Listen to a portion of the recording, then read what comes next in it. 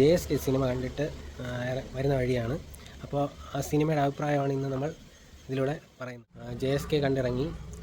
അപ്പോൾ സുരേഷ് ഗോപി നായകനായ അനുപമ പരമേശ്വരൻ എന്നിവർ അഭിനയിച്ച പ്രവീൺ നാരായണൻ ഡയറക്റ്റ് ചെയ്ത സിനിമയാണ്.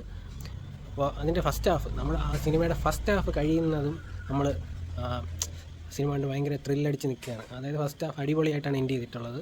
ഇനി എന്തെങ്കിലും ഇൻട്രസ്റ്റിംഗ് ആയിട്ടുള്ള കാര്യങ്ങൾ വരും എന്ന് വിചാരിച്ചിരുന്നപ്പോൾ സെക്കൻഡ് ഹാഫ് കണ്ടിട്ട് എനിക്ക് ഒട്ടും തൃപ്തി ആയില്ല പേഴ്സണലി. എനിക്കത്ര ഇഷ്ടപ്പെട്ടില്ല. അതൊരു എന്തൊക്കെ പോലെ ആക്കി കളഞ്ഞു. ക്ലൈമാക്സ് കൊണ്ട് വലിയൊരു ഇമ്പാക്റ്റ് എന്നിലുണ്ടാക്കിയില്ല. ജസ്റ്റ് എന്നാലും ഒരു പ്രാവശ്യം ഫാമിലിയായിട്ടൊക്കെ കണ്ടിരിക്കാം. ഫാമിലി കുട്ടികൾക്കൊന്നും അത്ര സെറ്റാകത്തില്ല പടം.